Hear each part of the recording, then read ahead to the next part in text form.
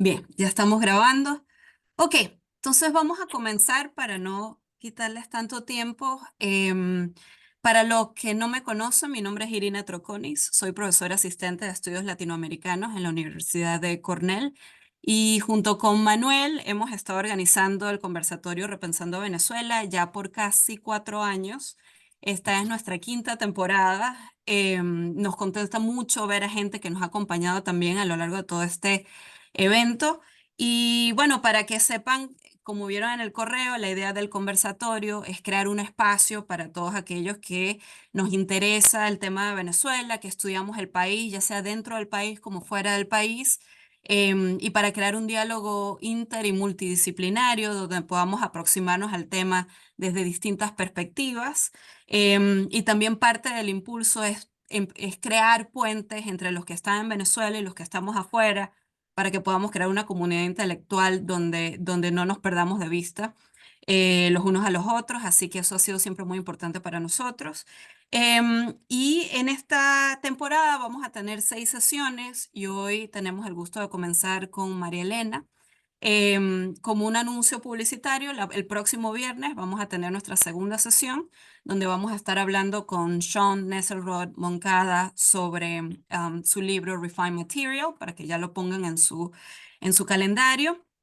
Y algo más que Manuel y yo queríamos resaltar es que tuvimos la oportunidad el año pasado de vernos algunos de nosotros aquí en Cornell para el simposio Repensando Venezuela, que creo que fue una iniciativa que pues realmente funcionó muy bien y varios nos pudimos ver y conocer en persona por primera vez. Y es algo que estamos esperando continuar en el año, por lo menos en el próximo año o en los próximos 2 años en la Universidad de Toronto, donde estamos ahorita en trabajos con Johan y Víctor. Ambos están aquí hoy en la conversación. Ellos están trabajando muy duro para montar una segunda versión de ese simposio allá en Canadá. Así que nada, más detalles al respecto después, pero quería también resaltar el trabajo que están haciendo porque realmente han tomado la batuta y bueno, la idea es que sea un evento migrante y que logre llegar a distintas universidades. Así que si alguien más está interesado en tener algo así, con gusto Manuel y yo podemos también conversar y bueno, siempre pueden contar con nosotros para esa participación. Entonces, con eso voy a pasarle el micrófono a Manuel y luego pues ya empezaremos. Sí, muy breve de mi parte también para comentar y recordar para quienes no se enteraron que hace algunas semanas falleció Rafael Sánchez. Como parte de este grupo y estos encuentros tenemos aquí, digamos, un trabajo de crear comunidad y de mantener una comunidad interdisciplinaria que no solamente incluye académicos, sino también creadores, gente del mundo de las artes y público general que se ha acercado a los encuentros.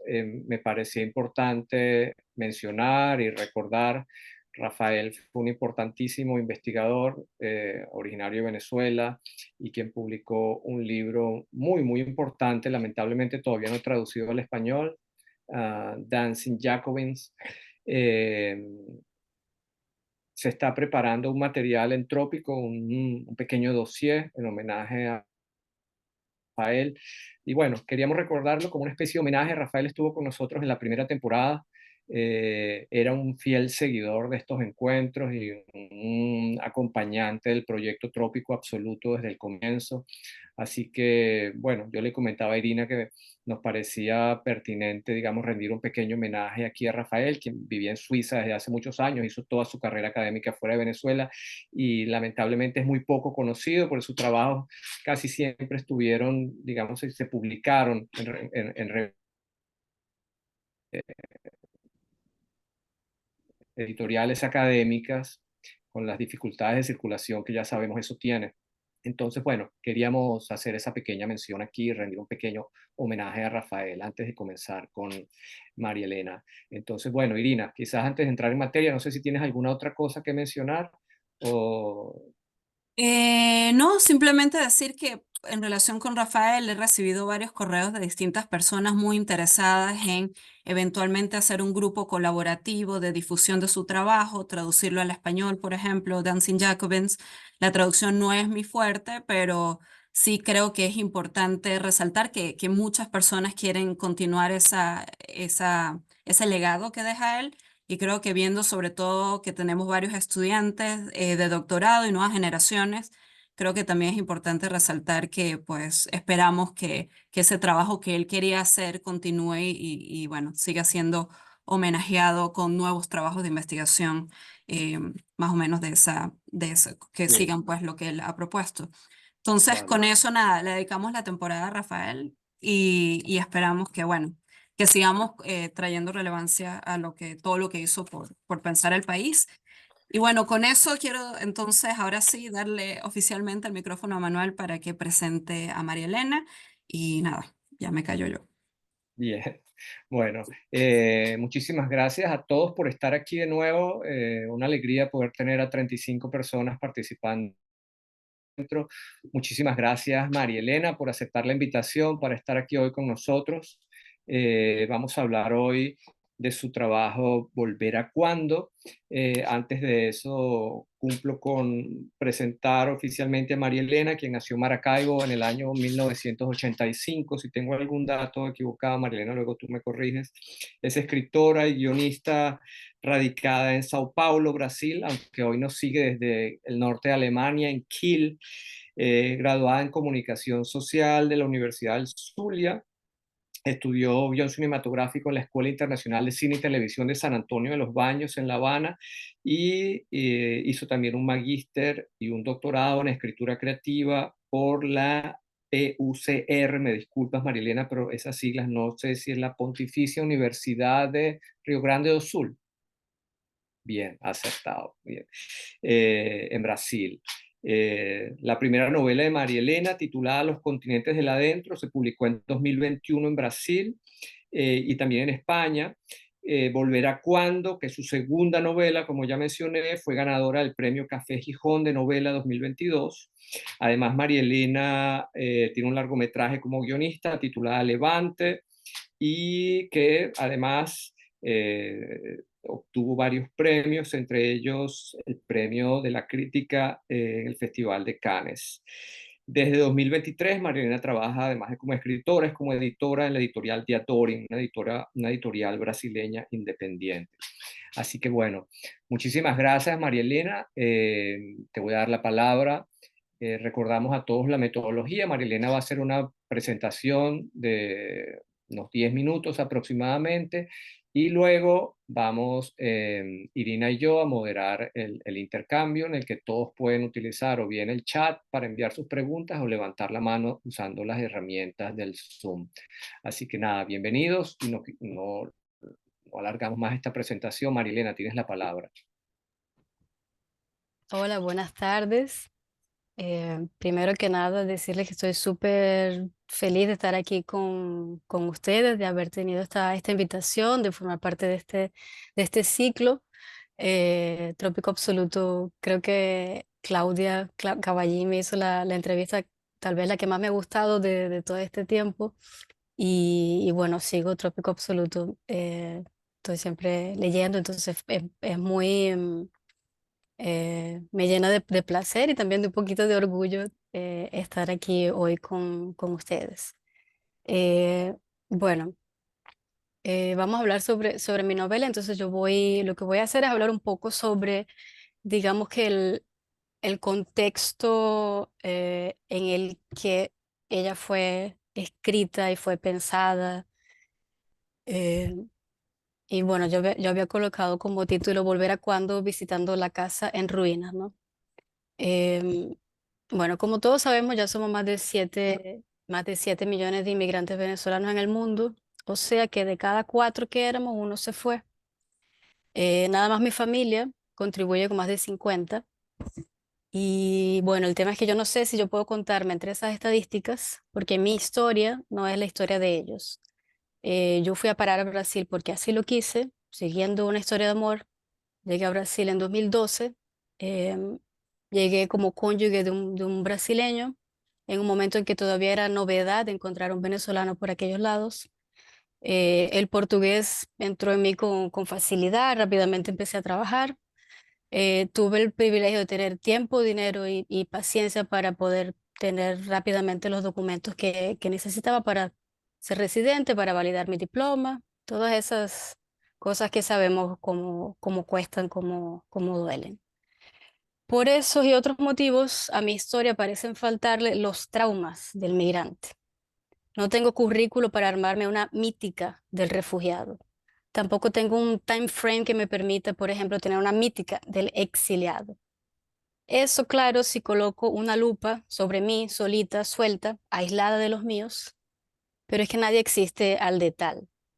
Y cuando me examino en relación, las condiciones materiales que rodearon y permitieron mi establecimiento en Brasil fueron un privilegio, claro, pero aún con ellas continúo compartiendo con mis 50 y con tantos otros esa condición de caracol, esa condición de tener el acento hispano como resto y resistencia, tener la impronta para algunos imperceptibles del mucho merengue bailado, del barrio desordenado al que nunca llegará la clasificación de la basura, del afecto que se desparrama en gritos y carcajadas, besos, chistes en las aceras, nuestros palcos irrefutables de la historia mínima caribeña. La historia de esas 50 vidas desperdigadas por el mundo impacta con dureza en la mía de formas tan diferentes e inusitadas que muchas veces solo me doy cuenta después de leer lo que escribo. Y a propósito de eso, quería leerle un trechito ya de Volver a Cuando, la página 101. Sobre uno de los personajes, el personaje de Raúl, que es el abuelo.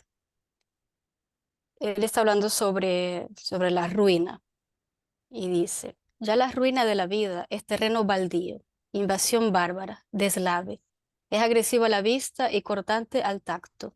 Nadie quiere ser espectador de una ruina humana y Graciela, su esposa, está hecha polvo, lo sabe y defiende sus colapsos. Está convencida de que sin Raúl para ayudarla a reconstruirse, ser ruina es su destino. Él, muerto, es amuleto en el cuello de una hija y de una nieta en tránsito migratorio. Graciela, viva, es hollín de una casa desahuciada. El país, promesa zombie, es un derrumbe apuntalado con eslóganes de otras eras. La ruina, testaruda, aunque lo niegue, siempre sabe que lo es.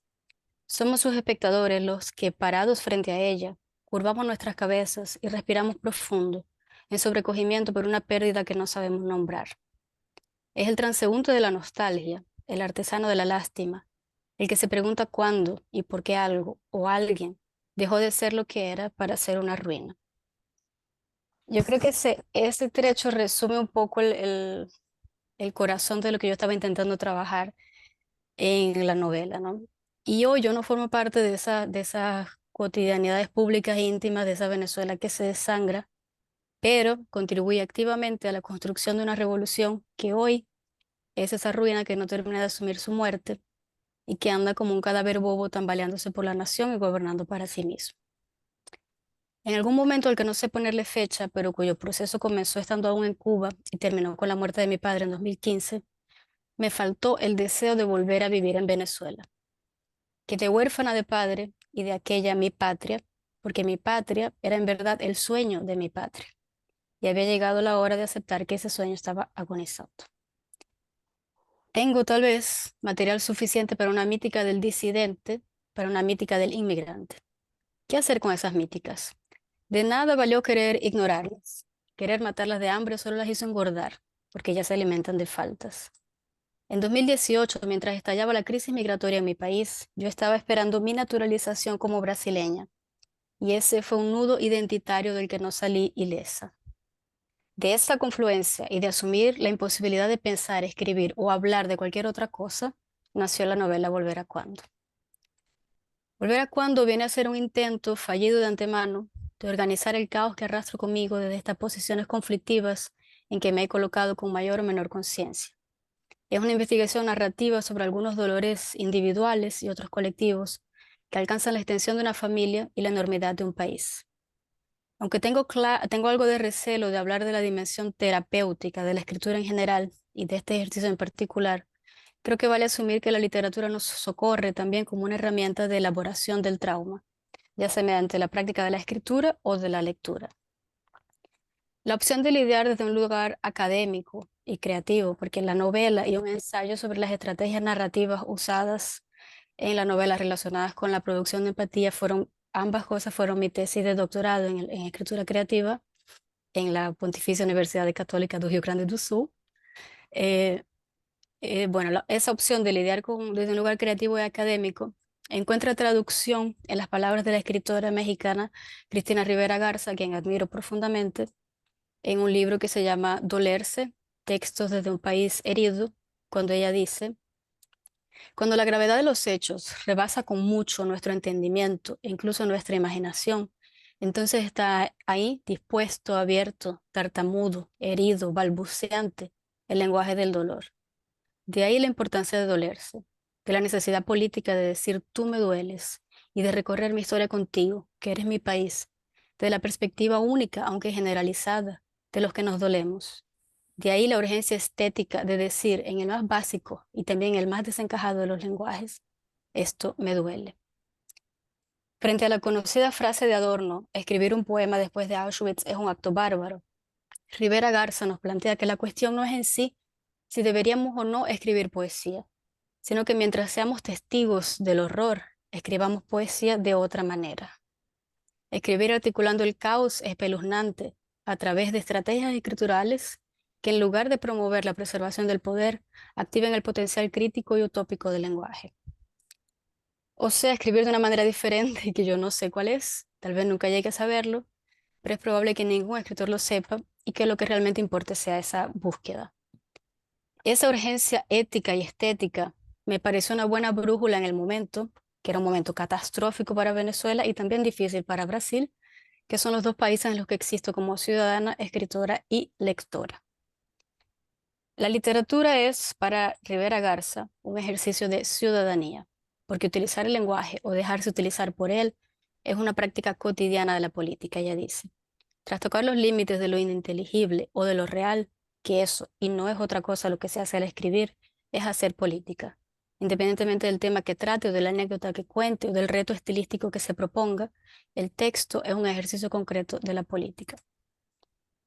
Y bueno, con ese patio de ruinas en proceso, yo me preguntaba cuáles estrategias tendría sentido real abordar para tratar esta historia. ¿Cuál era la historia que yo realmente quería contar, la historia que yo necesitaba contar? Inicialmente era la historia de Nina y una maternidad migrante. Y a medida que empecé a escribir fue revelándose que lo que yo tenía como apenas contexto, o sea, la gran crisis, era realmente el motor que estaba por debajo de todo y que era sobre eso, sobre lo que yo quería hablar. Porque no habría diáspora sin el colapso del país, no habría colapso del país sin el fracaso de la revolución, no había fracaso si no hubiera habido el sueño. Y en ese sueño es donde entra mi responsabilidad. Y yo entendí que era sobre esa herida que yo podría aportar alguna cosa, era sobre esa perspectiva de la que yo podía hablar, era a través de la que yo podía hacer algo por mí, por mis posibles lectores, y ese algo sería apenas sacudir, cuestionar, colocar preguntas difíciles de responder sobre la mesa y ensuciarme las manos.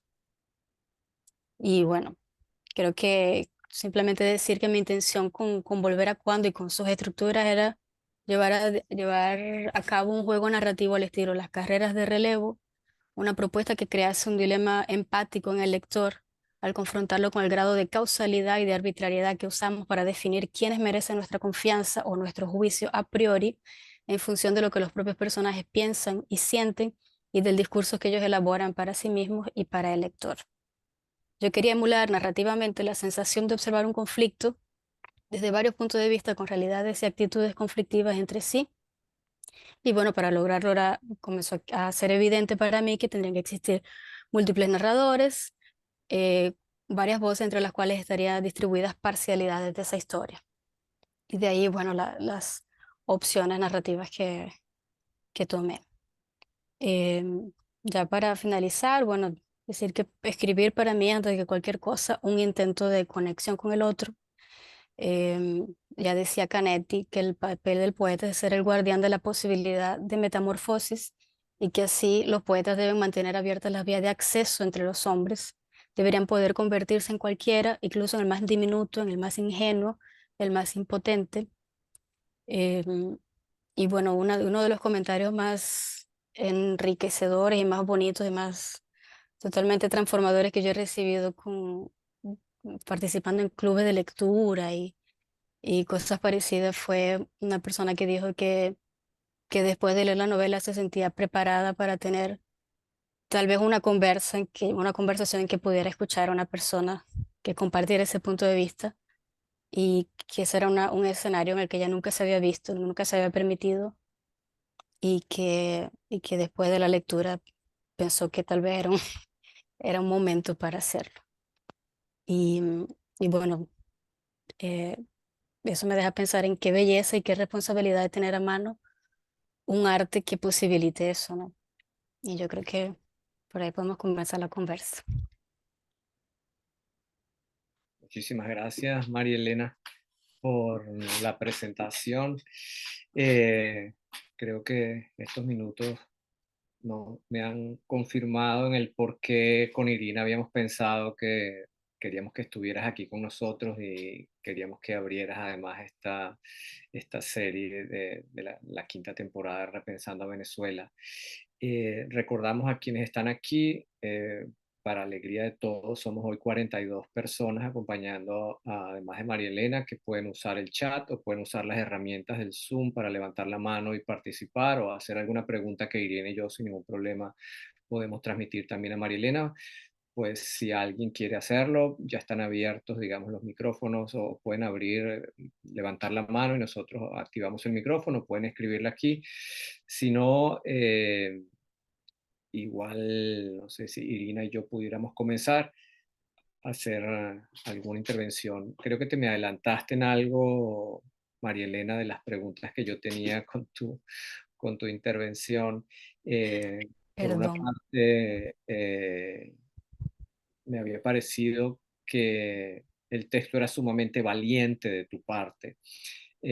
Digamos que desde este lado, al menos y hablo por mí para no hablar en colectivo, en los últimos años, desde el campo de las ciencias sociales, pero también desde el campo de la creación o desde el campo de los estudios de la literatura y la cultura, eh, habíamos visto una mayor visibilidad de una creación y de unos estudios, digamos, más desde la otra orilla del chavismo, ¿no? Para hablarlo claramente. Un espacio con, digamos, políticamente marcado, identificado, y también en el campo de la creación literaria y de la creación artística en general, ¿no? De la creación cultural. Y a mí me llamaba mucho la atención y de alguna manera, como parte de mi revisión de lo que había sido la creación del campo cultural venezolano en los últimos 20 años, digamos que no se había visto, no se había visibilizado una creación intelectual o artística vinculado con eso que se llamó la Revolución Bolivariana. Había habido digamos, un espacio de la creación, por una parte circunscrito a un marco político propio y por otra parte, y no solo lo digo yo, lo había comentado a muchas otras personas desde dentro del chavismo, que no había ocurrido, digamos, no había habido una gran novela, un gran artista, un gran pintor que hubiera podido dibujar algo de eso, de ese sueño revolucionario que tú describes.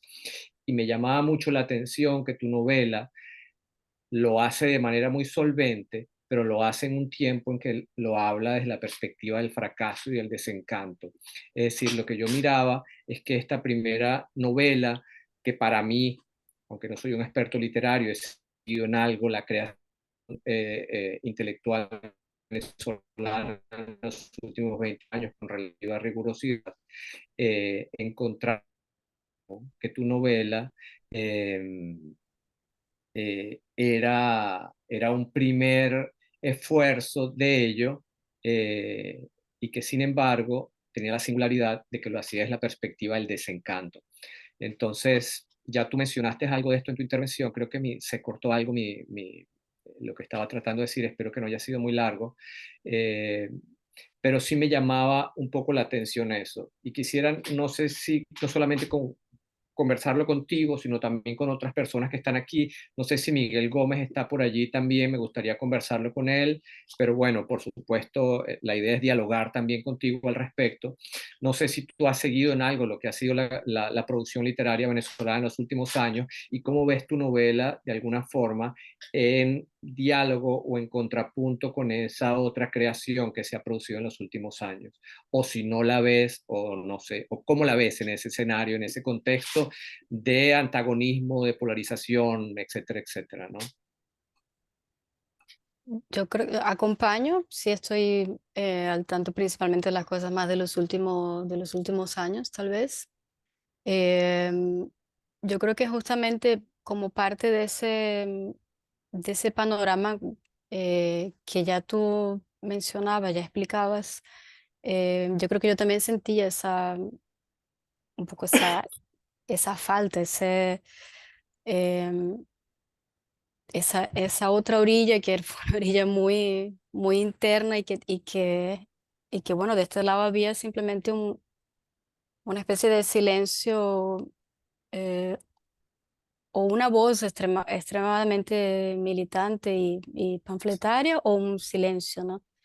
Y justamente sentirme así, para mí, estando en Brasil, justamente en ese periodo, gobierno Bolsonaro y Venezuela, en el estado que estaba Venezuela, para mí fue continúa siendo, ¿no? Aunque ya no sea más Bolsonaro, pero en fin, con ese crecimiento de la extrema derecha y todas esas preocupaciones, yo ocupo un lugar así que medio que en medio de esas tensiones y, y yo honestamente comencé a sentir que del único punto de vista que yo podía hablar sobre Venezuela, con mi historia, con mi vivencia, era ese lugar del que hablo, ¿no? Un lugar que es un lugar interno, pero no necesariamente interno como ciudadano, no interno como política, ni como socióloga, ni con nada por el estilo.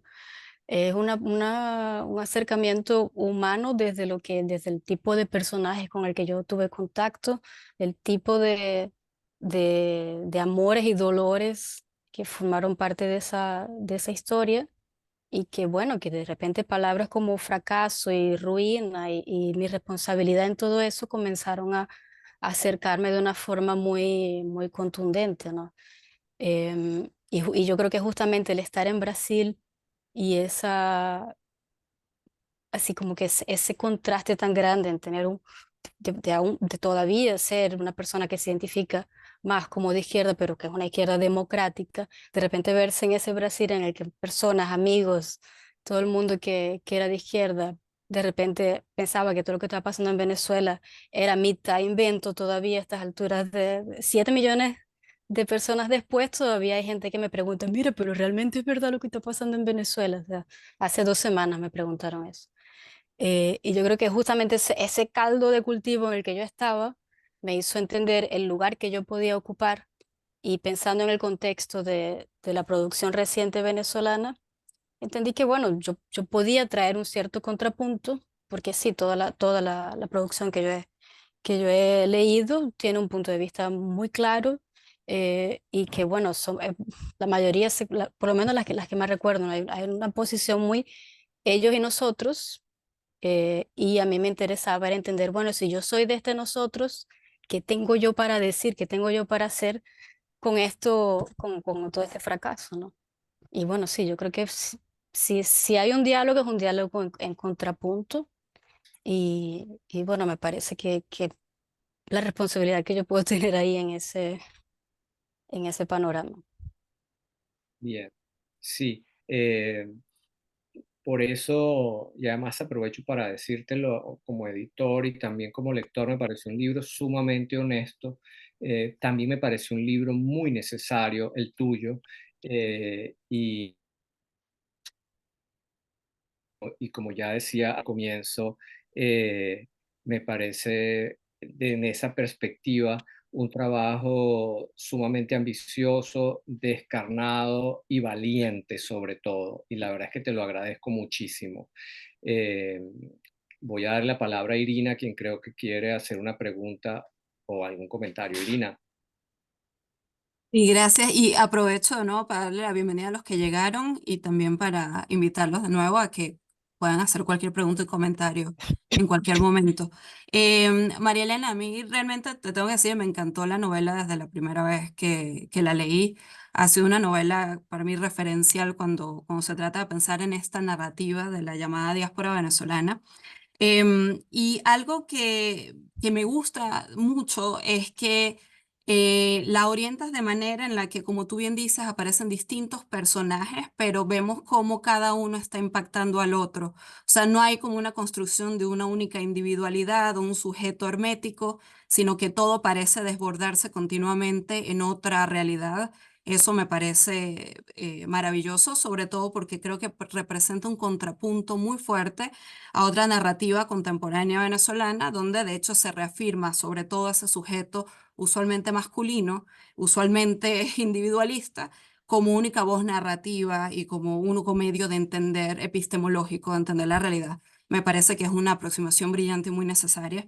En ese sentido, quería preguntarte dos cosas. Uno, vemos tanto en esta novela como en el fragmento que compartiste de la otra, esa labor de la mujer en términos de la memoria, en términos del archivo, o sea, que me parece que hasta cierto punto se ha tomado casi por sentado cuando hablamos de la tradición de la maternidad, un poco en el contexto de Argentina y en otros contextos de violencia, que recae en esta figura, esa labor de mantener y preservar el pasado y de continuarlo y llevarlo a cuestas, al punto también del cansancio.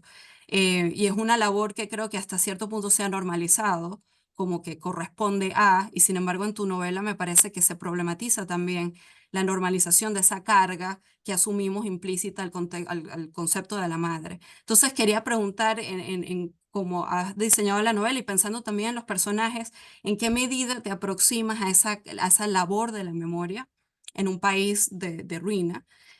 Por un lado y por otro, algo que me parece maravilloso, esto está en la página 35 de la novela, cuando hablas de dolerse y del duelo, y hablas, esta es la figura de la madre que está pensando sobre Raúl, y dice, mi llanto fue escaso, teórico, te estoy citando, y las palabras salieron de mí como del guión de tantas novelas. Me parece que esto llega a la complejidad del duelo en el contexto de la diáspora, que no es un duelo próximo ni íntimo, en el sentido de que muchos hacemos duelo a distancia, bajo narrativas que no terminan de cuajar porque nos lo separan un poco de ese cuerpo muerto. Entonces también me preguntaba si podías quizás hablar un poco más del duelo y del duelo en estas condiciones de tránsito, que creo que además es algo que también nos ha pegado a todos de una u otra manera. Y nada, agradecerte realmente por la novela porque sí, me gustó mucho. Muchas gracias. Creo que voy a comenzar primero por la segunda parte sobre el duelo, porque creo que la tengo un poco más clara, tal vez. Yo creo que la idea de duelo estuvo muy en el origen de la novela. Em, Porque yo intenté, así como lo que yo estaba organizando era entender aunque todo es filtrado por la ficción y los personajes son completamente ficcionales, es obvio que hay cualquier cantidad de contenidos que parten de mí y en fin, de las historias que estaban a mi alrededor. Em, y yo estaba teniendo que lidiar con esa idea de luto y eran como que en algún momento yo percibí que eran tres lutos ahí cayéndose a piña, que era el luto por mi padre, que era un luto muy reciente, y que fue más o menos un luto a distancia, porque si bien yo estaba ya cuando él murió, parte de la enfermedad y parte de todo el después yo lo viví lejos. Y esa distancia es algo, esa distancia, ese tiempo, va a ser para siempre para mí un gran tema, ¿no? Un gran tema, el duelo a distancia y, y hasta cierto punto el haber optado por esa distancia, em, consciente o inconscientemente. Había también el duelo, porque yo veía las imágenes y de lo que estaba pasando en Venezuela y sentía, bueno, mi país se acabó, se está acabando. Era una sensación de, sí, de muerte también, ¿no? Y había el duelo que venía ya de hace un tiempo, pero que estaba todavía latente, que era el duelo por una revolución en la que yo también creí. Entonces era como que cosas muy grandes, enormes, pensando en términos de identidad, estaban totalmente tambaleándose. Y yo creo que eso está en toda la novela y bueno, cada uno de los personajes, y ahora entrando en los personajes de las mujeres de la novela, yo intenté como que hacer que a través de cada una de ellas y también de los hombres, intenté trabajar esas ideas de luto, ¿no? Em, yo, yo siento por ejemplo, el personaje de Raúl, que es un hombre, es tal vez el que carga el peso mayor de ese luto a distancia, ¿no?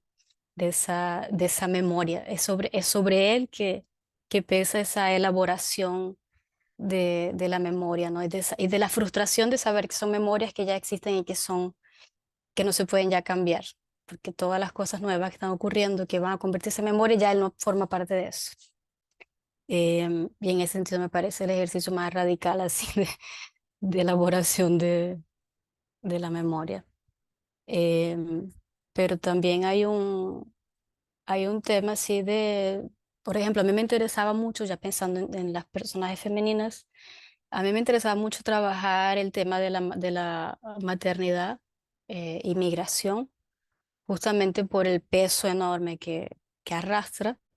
Que bueno, en fin, yo en las experiencias que tuve en Brasil con los migrantes y tal, veía cualquier cantidad de hombres, todos con hijos, todos entre 20 y 40 años, y no había nadie ahí juzgando porque fueran hombres y que hubieran dejado a sus hijos atrás, ¿no?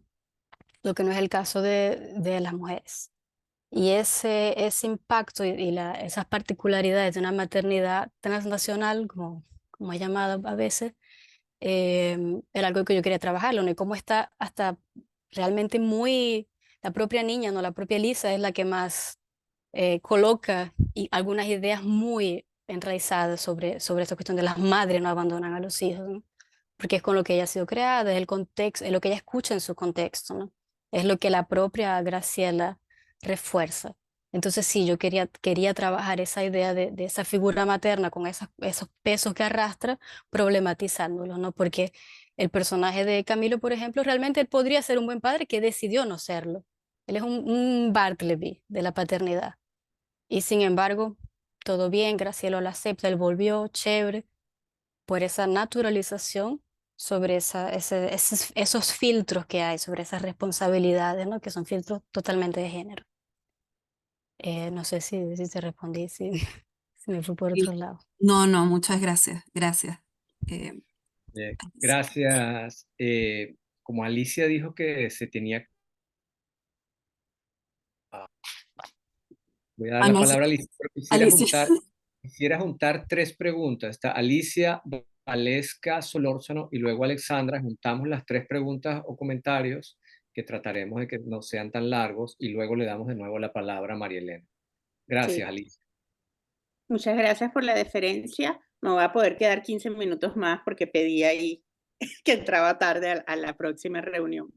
A mí también, como a Irina, me encantó la novela y debo incluso confesar que hasta me refrescó un poquito dentro del dolor que implica todo lo que estamos tratando, pero era así como por fin leo otra cosa distinta, o por lo menos desde un lugar distinto que realmente cuestiona lo que hemos sido todos, porque no, tú estás hablando de un grupo, pero en realidad es un cuestionamiento de todo un país y en ese sentido hay una valentía importante y un aporte importante que pocas veces lo he visto. Siempre está esa marginalización.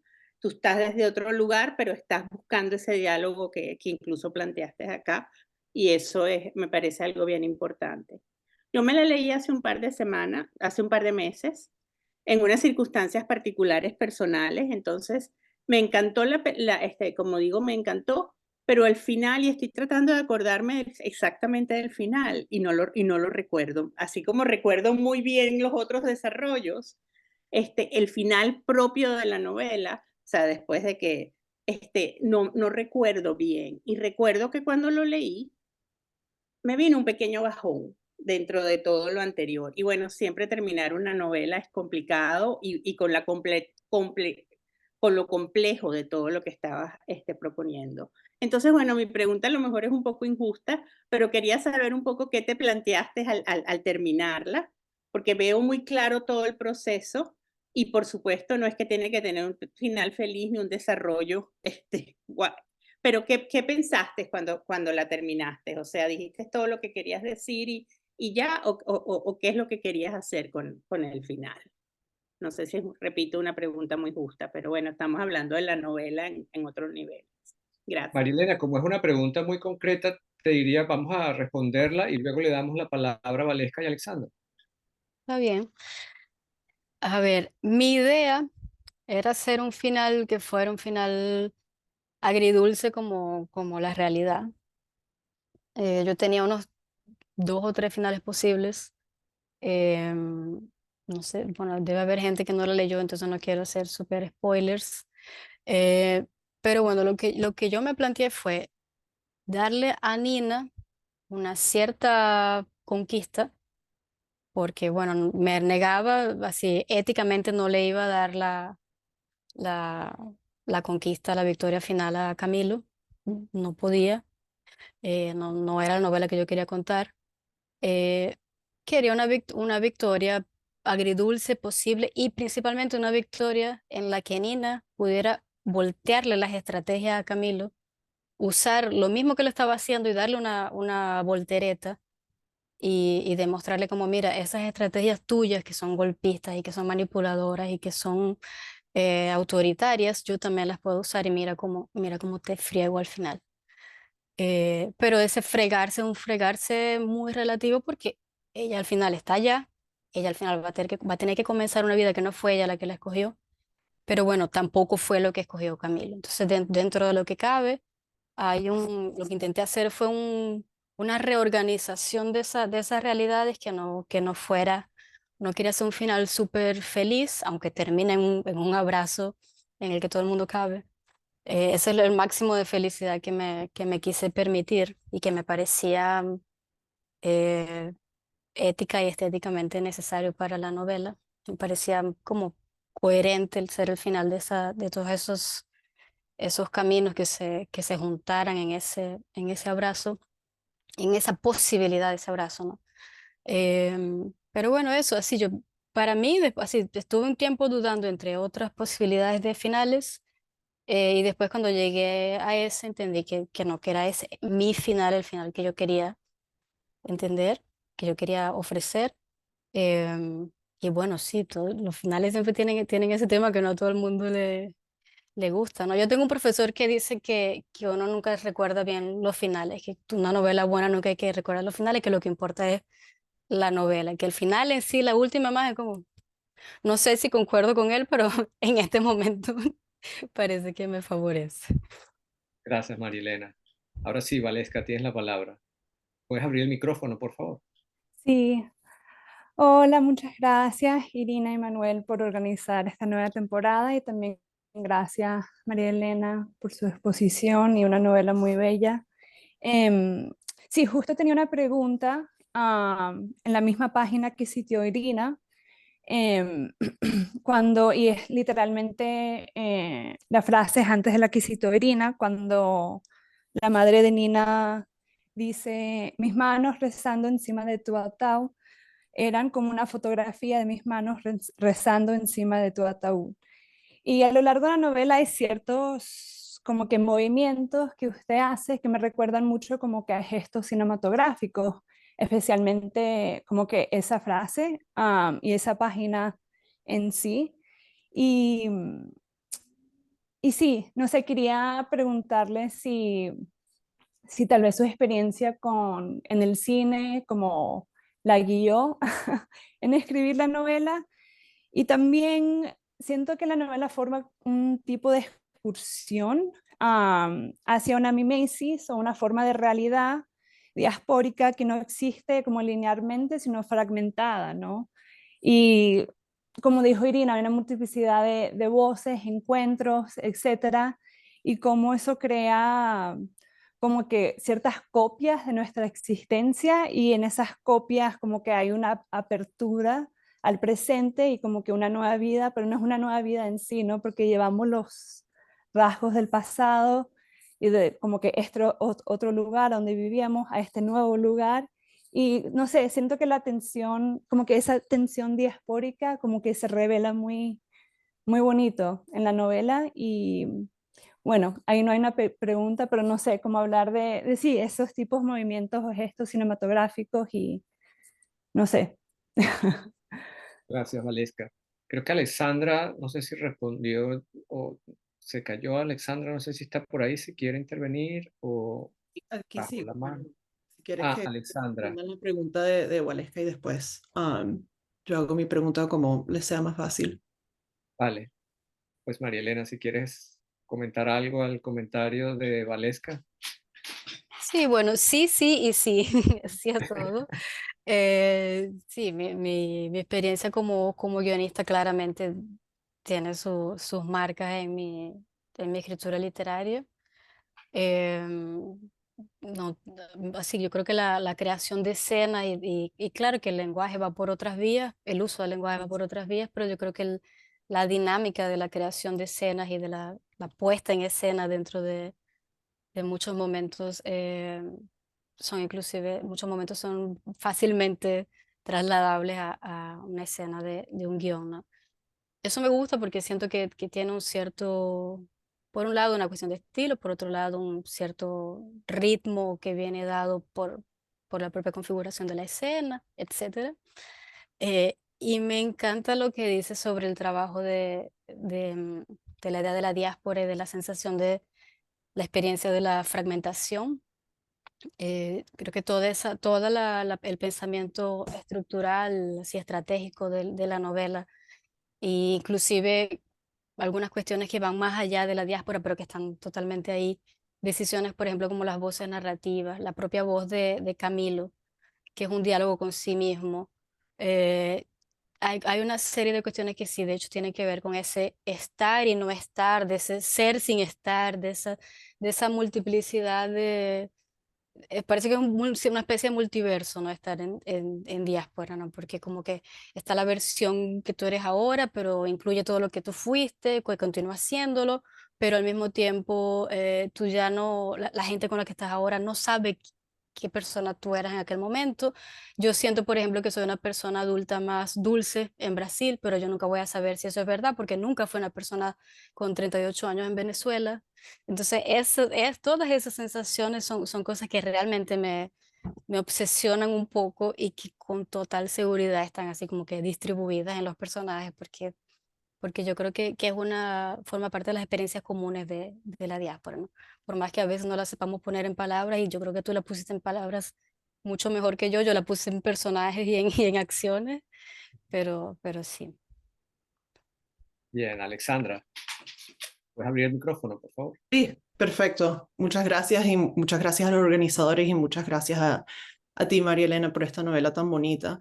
Mi pregunta tiene que ver con el lenguaje y el idioma que utilizamos. Tú vives o tu esposo es brasilero, hablas portugués. También salió la noticia hace unas semanas que la novela va a ser traducida al inglés y pensando en nosotros como diáspora, nuestro primer idioma es el español, pero tenemos que vivir en muchos otros idiomas, amar en muchos otros idiomas, a veces escribir en muchos otros idiomas.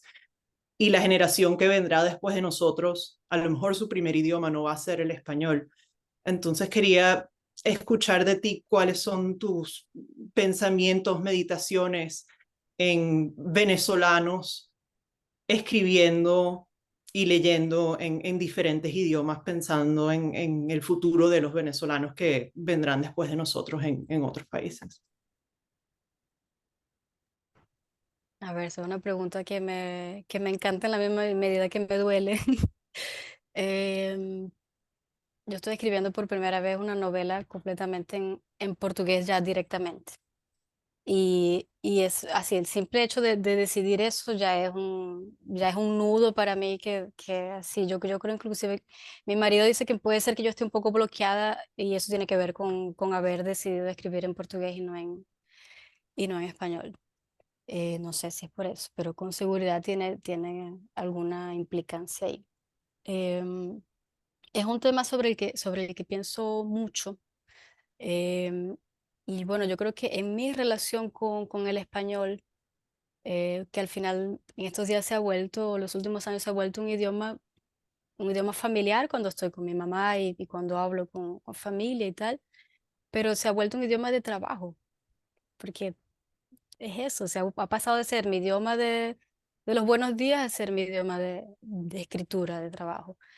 Y eso yo siento que me genera así como que, por un lado, existe esa distancia. Bueno, el español, a mí, yo siempre que voy a hablar con gente como ustedes, así todo el mundo venezolano, me imagino, eh, me empieza a dar vergüenza porque yo sé que yo tengo ya acento brasileño, por ejemplo, y eso es un tema. Yo intento que no me importe, pero me importa.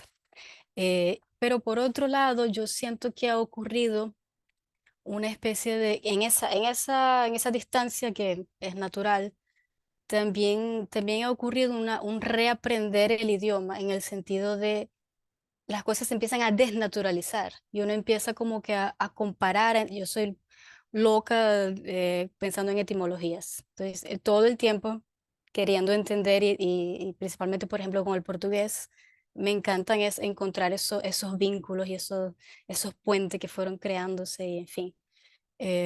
Y yo siento que en cierta forma veo que reaprendo el español, en el sentido de que me estoy reaproximando a él con una mirada diferente, ¿no? Porque eh, el español es mi lengua materna, ¿no? Y mi relación con, por ejemplo, con el portugués es tan diferente porque justamente, y con todos los idiomas los segundos idiomas que tengamos aquí, ¿no?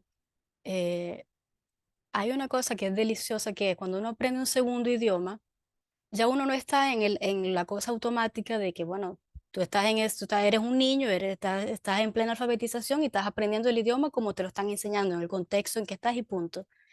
Yo siento que cuando uno aprende como adulto, ya hay una conciencia que hace, por ejemplo, que mi portugués sea un portugués que tiene mucho de decisión, de opción personal. Ya yo sé qué cosas son equivocadas y qué errores yo elijo mantener, qué palabras yo elijo para tener en mi vocabulario. Claro que hay mucho también de naturalización en función del contexto, ¿no? Pero hay un grado de decisión sobre el lenguaje que me interesa mucho, ¿no? En esa diferencia de un idioma natural y un idioma nativo y un idioma aprendido, ¿no?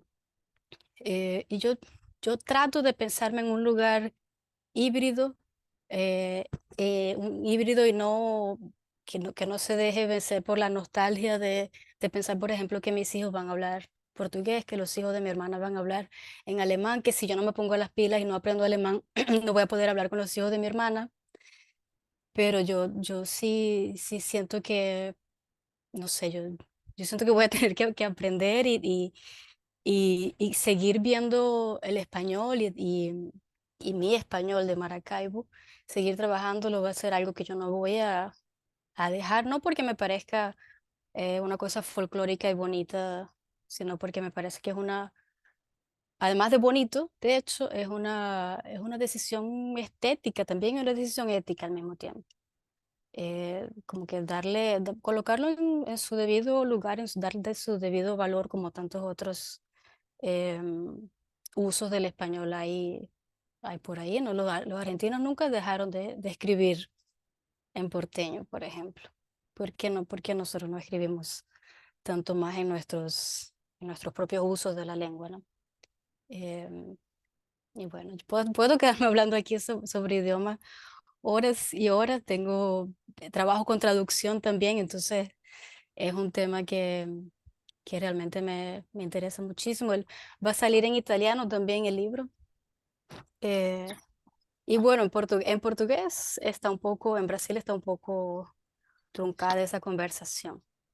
Hay un poco de miedo de publicar el libro María en el Elena, idioma.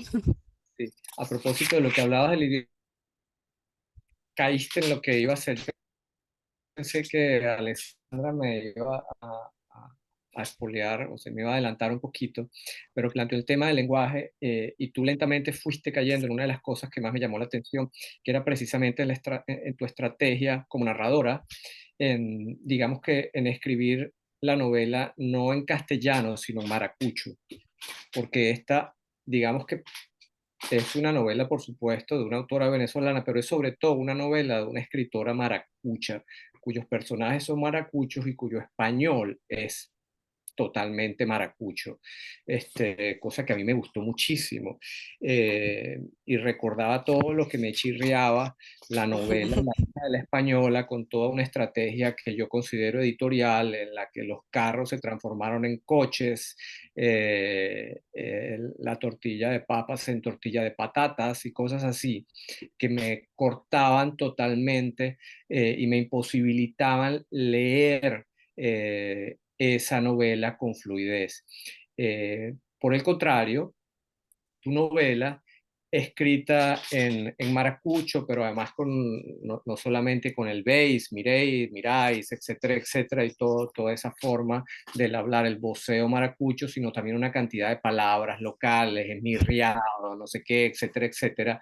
Te quería preguntar sobre esa estrategia, sobre fórmulas, cómo fue el desarrollo, cómo fluyó esa escritura, y si eso fue parte, bueno, precisamente, evidentemente, hay una elección autoral allí, ¿no? De narrar a partir de ese registro, y que me contaras un poquito de eso y cómo fue tu experiencia. Y me gustaría saber cómo fue la experiencia de tus editores al encontrarse con ese texto, más allá de lo que fueron los jurados, ¿no? Que por supuesto que le otorgaron el premio y que facilitaron la publicación, pero me gustaría saber cómo fue el diálogo con los editores de Ciruela a ese relato maracucho. Mira, primero comenzando con los editores, en ningún momento hubo algún intento de castellanizar mi libro.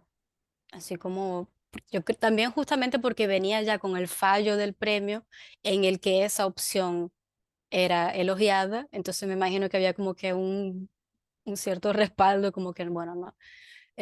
Había algún, no me acuerdo ahora, pero había algún detalle, tal vez después recuerde, algún detalle en la propia conjugación de los verbos que los españoles hacen diferente de nosotros. Yo dije, no. No, no, no, no, no, este aquí es intocable, está loco. En ese momento que aparezca tal cosa, en vez de como nosotros lo decimos, va a ser un ruido gigantesco y lo último que uno quiere en un libro es un ruido de eso. Em, y bueno, yo, así, la verdad yo empecé a escribir y bueno, yo dije, bueno, voy a trabajar Maracaibo por varios motivos. Es una ciudad que yo tengo, así es mi ciudad, o sea, es el lugar desde el cual yo podía hablar con conocimiento en detalles.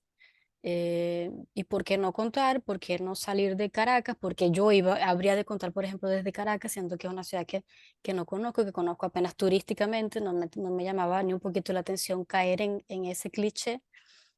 Yo dije, bueno, voy a contar Maracaibo y que además sabemos es una de las zonas más golpeadas con el tema de los apagones, por ejemplo, y con varias otras cuestiones. Entonces, así como que tenía total sentido que fuera Maracaibo. Y una vez decidido que era Maracaibo, hubiera sido ridículo que los personajes no hablaran de maracucho, ¿no? Y Maracucho, no, por y no supuesto. trabajar inclusive esa dicotomía, sí, entre, por ejemplo, la familia de Camilo y el resto, porque es una marca de clase, eso también, esa decisión, ¿no? Sin duda. Y entonces para mí era un tema de verosimilitud, ¿no? De, bueno, vamos a hablar como esos personajes hablarían, no voy a higienizar mi lengua, mi uso de la lengua, en función de, qué sé yo, vender más, hacerlo más palatable para quién, ¿no? Y también hay eso, yo decía, bueno, ¿para quién estoy escribiendo? Yo sinceramente no tenía yo decía, bueno, estoy contando a los venezolanos algo que todo el mundo ya sabe. ¿Para quién estoy escribiendo? ¿Para los brasileños? No sé. Y ese no saber, ese pensar principalmente no sé, en mi familia, en una que otra persona específica, eso me dio una cierta libertad. Y yo creo que cuando hablan de coraje, de valentía y no sé qué, eso vino mucho de sentir que, mira, yo estoy escribiendo para mí, esto es una tesis doctoral, soy libre para hacer lo que yo quiera, después vemos qué hacemos. Y en ese Soy Libre entró no solamente el uso del voceo, sino que entró también todo un léxico, que es el léxico de mi familia, no fueron cosas que yo fui a buscar así para enrarecer la novela, no, son las palabras que uso yo hasta hoy, que usan mis padres, que usaron mis abuelos, que usa todo el mundo. Y fue ahí, dentro de eso hay una anécdota curiosa. En estos días recibí un mensaje así de un grupo de lectura, creo que de una biblioteca en Gijón, que hay un montón de grupos, ¿no?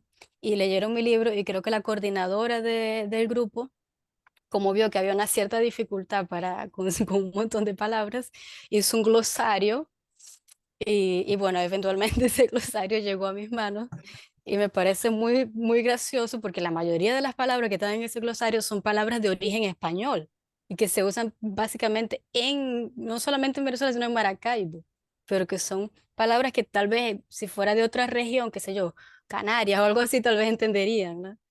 Súper, súper gracioso con ese tema.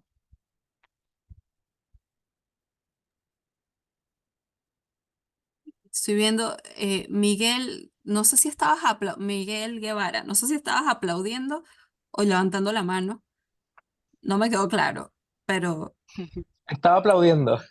ok. Sí, es que precisamente lo que más me llamó la atención fue el uso del lenguaje, ¿no? Sí, porque siempre es una decisión, pero creo que quedó muy claro su inquietud, ¿no? Y lo importante que es a veces, uno sí percibe en cierta literatura esa búsqueda de higienización, otra vez búsqueda de un público más global, ¿no? Pero tal vez, como dice María Elena, a lo mejor esa brecha de hablar en venezolano, ¿no? Porque ahora sabemos cómo se escribe la novela maracucha, pero ¿cómo se escribirá la novela de Oriente, ¿no? ¿Cómo se escribirá la novela de los llanos y así, ¿no? Me parece que abre como toda una perspectiva súper amplia para seguir escribiendo la novela venezolana del presente. Y si puedo comentar, a mí me parece que también habla, o sea, de otra forma de concebir la geografía literaria venezolana, o sea, porque Venezuela, como ser venezolano en diáspora no es ser de merideño ni ser, o sea, es ser venezolano en una totalidad que creo que a veces la literatura también ha sacrificado a la centralidad que ha adquirido Caracas, así que, y además que no porque aparece en la novela petrolera, o sea, en novelas como Guachimanes, que también incluye el dialecto de Maracaibo, o como Oficina Número Uno, que es en el oriente, o sea, eso me parece también una apertura muy, muy valiosa. María Elena, quería preguntarte quizás acerca de la otra novela que compartiste. Compartiste una parte de Los continentes del adentro. No sé, no he podido leerla completa, ya la pedí, pero sí quería preguntarle porque me parece que es un estilo muy diferente en el sentido de que creo está jugando con este género, o sea, con la idea de locura, también con la idea de estos personajes que se caen de nuestra historia familiar y con los que hay que de establecer una relación, a pesar de que la familia misma insiste en no establecer esa relación.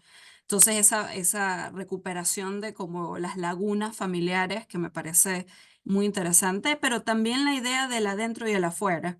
Y como digo, solo he leído las páginas que mandaste, ¿no? Pero es una idea del adentro y afuera que aparece también en Volver a Cuando, aunque también el propio título de la novela, Volver a Cuando, al desplazar lo geográfico por lo temporal, también cierra, ¿no? Esa posibilidad de vuelta. Entonces, quería simplemente que quizás nos contara un poco acerca de esta otra novela y cómo quizás puede resonar o no, o si estos temas de adentro a afuera, de geografías, de desplazamientos están ahí, o es un giro más hacia cuestiones de archivo, cuestiones de historia familiar y también un cierto comentario al canon literario, dado que veo que incorporas la materialidad de los textos en los textos mismos, hablando de las páginas que están dentro de otras páginas. Entonces, eso. Bueno, sí, son estilos muy diferentes, aunque yo logro ver esos vasos comunicantes ahí presentes. Eh, yo creo que las dos novelas, si tienen alguna cosa en común, tiene que ver con esa idea de desplazamiento, que en el caso de Volver a Cuando son desplazamientos físicos, concretos, literales, y en el caso de Los continentes del adentro son desplazamientos psíquicos, digamos. Y también hay eso de irse de sí mismo, ¿no? Desplazamiento en el sentido de, la novela toda tiene que ver con la idea de locura y la idea de esos límites, a veces, la mayoría de las veces históricamente muy arbitrarios entre locura y sanidad mental, y el tratamiento totalmente equivocado y cruel que muchas veces se dio a cualquier persona que no cumpliera, principalmente mujeres que no cumplieran con el check-up, el checklist de lo que es ser una persona coherente para la sociedad, ¿no? Em, yo creo que en ese, es una historia familiar, es una historia es una abuela que, en fin, se vuelve loca, tiene un brote psicótico finalmente muy grave, ocurre un episodio y ella es como que, eh, ¿cómo se dice?, execrada de la familia. Y hay esta nieta con la cual ella tenía una relación muy cercana que después de muchos años decide eh, buscar esa abuela o, en fin, la memoria que queda de esa abuela. Hay una idea así de desplazamiento, hay una idea de adentro y afuera, pero en este caso hay una idea principalmente de cuestionar ese adentro y ese afuera, ¿no? Esos límites que están ahí arbitrariamente impuestos la mayoría de las veces. Em, yo creo que hay otra cosa que se repite, que es el trabajo con personajes, mujeres, heterosexuales o no, que buscan que busco yo tener una complejidad y no voy a decir fortaleza porque detesto esa idea de, "Ay, de mujeres fuertes, no sé qué personaje de mujeres fuertes, como si fortaleza fuera dureza de carácter, ¿no? Y para mí no tiene nada que ver con eso, tiene que ver con complejidad y con firmeza en otro sentido. Entonces creo que ese fue un camino así que comencé a trabajar ahí.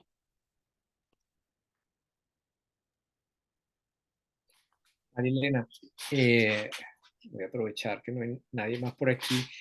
Quisiera volver un poquito atrás con el tema de la perspectiva de la novela, en la idea eh, de unos personajes eh, identificados con, digamos, con la revolución bolivariana, con unos personajes que, digamos, que ven desde la izquierda todo este proceso, este periodo histórico que hemos vivido en las últimas 2 décadas, como ya hemos mencionado, digamos desde la perspectiva del desencanto, pero también claramente desde la perspectiva de la ruina, del fracaso, como tú lo formulas a lo largo del texto.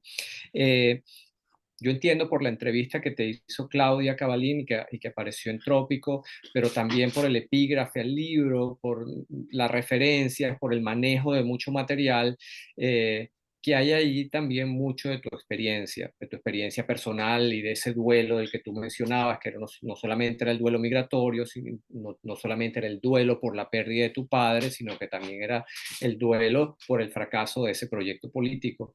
Entonces te quería preguntar si en esa perspectiva, ¿cómo ha sido leída la novela? Si has tenido intercambios, contactos o lectores de otras personas que han formado parte de ese proceso, si ese duelo lo comparten otras personas o si has tenido más bien críticas o digamos, si hay en este momento alguna recepción a tu trabajo en ese espacio, digamos, el campo literario, el campo de los lectores, ¿no? Yo creo que hay mucha gente de ambos lados y, en fin, es una pena que continuamos siendo dos lados así tan claramente delimitados por algunas personas que por un lado se niegan de simplemente ver lo que es el libro o qué sé yo, el cintillo que usó Ciruela o en fin, hay algunas cuestiones de simplemente la presentación del libro ya hay gente que dice, no, yo no voy a leer ese libro de esa talanquera, de esa traidora, de esa disidente, ya sabemos todo el léxico, ¿no? También hay comentarios de gente, por ejemplo, en algún club de lectura que no, yo no voy a leer el libro de esa chavista arrepentida. Eso han pasado con una cierta frecuencia, así hasta donde yo sé, pero yo he recibido bastantes mensajes y comentarios por vías diferentes, y gente que de repente manda, por ejemplo, en estos días fue en Twitter, una persona me escribió diciendo que había leído la novela y que sentía que estábamos que así como si yo lo hubiera escrito básicamente para él, en el sentido de la experiencia que contaba, desde lo humano, ¿no? La experiencia de la sensación de ese desencanto y qué hacer con ese desencanto, ¿no? Ujú. Em, y así mensajes como eso he tenido por otras varias vías. em, y yo creo que para mí es difícil entender así muchas veces justamente cuál es esa lectura que están haciendo, ¿no? Claro. Porque yo creo claramente que ha habido mucha más gente que siempre se identificó como opositora, que se ha atrevido a leer la novela, tal vez algunos pensando que va a encontrar otra perspectiva y de repente, ¿qué es esto? Ujú, Creo ujú. que hay inclusive un comentario, no sé si es en Amazon o en Goodreads, alguna cosa. Hay uno que es muy gracioso, que es así como que hay puro zumo de chavismo arrepentido con un cierto olor cierto gusto de mandocas, una cosa así como súper delirante, que yo dije, bueno, por lo menos le dio un olorcito a casa que ya está bueno, ¿no? Sí, sí. Eh, y otro comentario así también como que, en fin, pero Mm, yo creo que de una forma general así hay como una cierta resistencia ujú, en posiciones muy radicales. ujú. No he tenido así, por ejemplo, muchos relatos cercanos de gente que aún apoye vehementemente y que haya leído el libro, así como. Yo creo que hay mucha gente que ha optado por, si lo leyó, mantenerse en silencio. Personas, digo, más cercanas, ¿no? Pero Claro. Sí, sí ha habido mucho. yo Bueno, no quería solo. traer quería traerte a esa misma posición dicotómica, ¿no? No quería, perdón que mi conexión está inestable, voy a repetirme. No quería también traerte aquí a una posición dicotómica, ¿no? De una escritora desde una sola perspectiva que escribe para un público, etcétera, o que se ubica en un espacio político determinado, sino, pero evidentemente vivimos en los últimos años una fractura del campo político, del campo social y también del campo cultural y literario, ¿no? Eso también es algo que no, digamos que no debe olvidarse. Y una de las cosas, además, que a mí me gustaba de la novela era ese camino en cruce de ese campo político y cultural. Y por eso también la invitación y por eso la entrevista, por la posibilidad de dialogar contigo, de romper finalmente esas barreras y poder establecer un diálogo, digamos, abierto y franco sobre lo que está pasando, sobre lo que pasó y sobre lo que viviremos en el futuro, ¿no? Y aprovecho de nuevo para agradecer tu presencia aquí hoy por eso. No sé si hay alguna otra pregunta. Ya estamos caminando lentamente hacia el final, o si quizás Marilena te gustaría agregar alguna otra cosa de todo algo de lo que se ha conversado aquí o de lo que has tenido que intercambiar con lectores y con esos clubes de lecturas que mencionas. Eh, a mí, por distintas lecturas o capas de lectura, me pareció sumamente interesante tu trabajo. Y nada, de nuevo felicitarte y agradecer el poder compartir hoy contigo en Repensando a Venezuela. Muchas gracias. No, yo creo que hablando de clubes de lectura y de grupos así, han sido las experiencias más bonitas. Por aquí creo que está María Dolores, que ha organizado ya 2 encuentros, creo. Em, y, y honestamente, como autora, es de las experiencias más interesantes. Justamente, yo no sé, como que con los continentes del adentro también, pero particularmente con este, porque yo sé que estoy tocando ahí unas fibras muy sensibles, que están a flor de piel. Y, y bueno, lo que más me interesaba era ver, así yo pienso que cuando uno escribe, uno está tendiendo un puente o por lo menos intentando, ¿no? Invitando.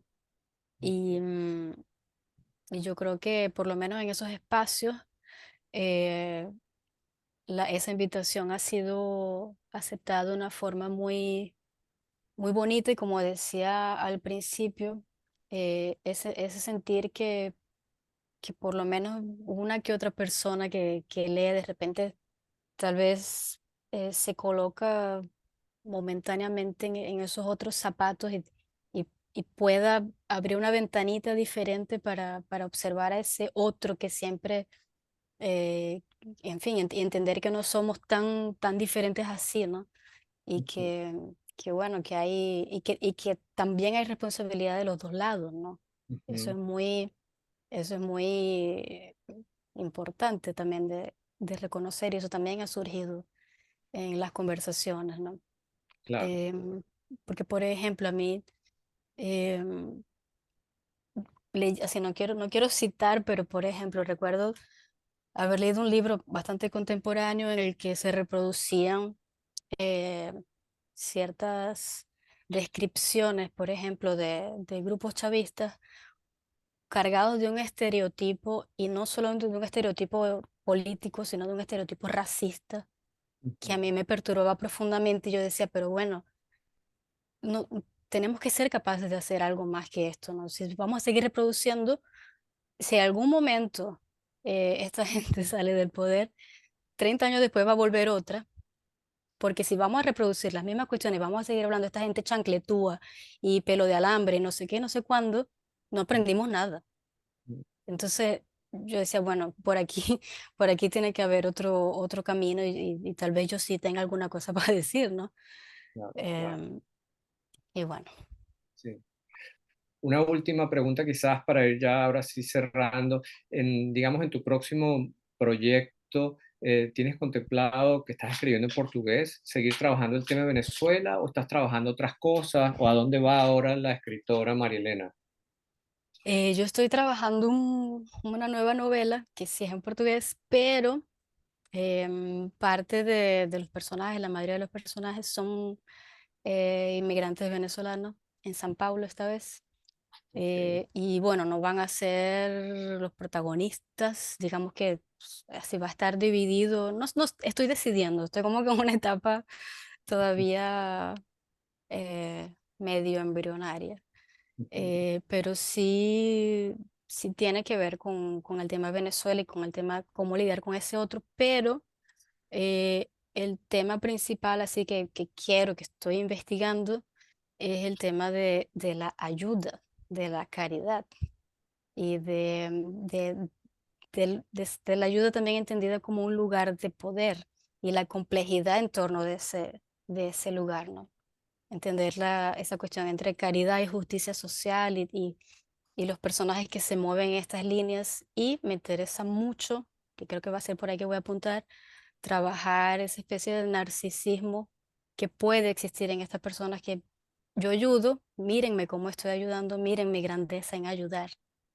Que en fin, tal vez un poco tomada por muchos más de los que quisiera haber leído sobre ciertas experiencias de recepción de inmigrantes. Entonces, bueno, vamos por ahí, pero sí, continúa el tema Venezuela y inmigración. A veces siento que me voy a repetir, pero bueno, yo creo que no, porque los temas son otros y el- los lentes que me voy a poner para ver el mundo son otros. De esta vez son un personaje brasileño. Vale. Bueno, Marilena, de nuevo, muchísimas gracias por estar hoy con nosotros. Muchísimas gracias por haber aceptado la invitación y siempre haber respondido tan amablemente a las invitaciones que te hemos hecho desde Trópico y ahora desde, por supuesto, Repensando con Irina y también en la alianza que tenemos entre el Departamento de Estudios Románicos de la Universidad de Cornell.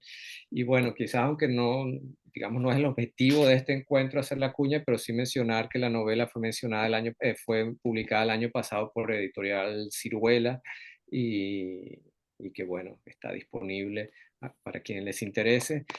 Eh, Próxima sesión. Sí, creo que te acordaste, pero sí, María Elena, muchísimas gracias de verdad por tu tiempo y por tu generosidad y por hacer este trabajo que creo que es muy importante para todos por muchas razones. Entonces, yo estaré pendiente de esa novela sobre caridad y ayuda, sin duda. Y nada, te invitamos a ti, los invitamos a todos a que nos acompañen otra vez el próximo viernes, donde vamos a hacer un cambio a la idea de petromodernidad en Venezuela, con el techo de la ballena y bueno, el trabajo de Sean Nesselrod Moncada, que acaba de salir el año pasado también, que se llama Refined Ok. Material. Hoy les voy a compartir a los que están en la lista la introducción que nos la compartió Sean, entonces para que le den chance de leer. Y bueno, más allá de eso, gracias realmente a todos por compartir con nosotros este viernes y nada, nos vemos el próximo viernes. Sí, hasta el Muchísimas próximo. gracias, gente, por la invitación.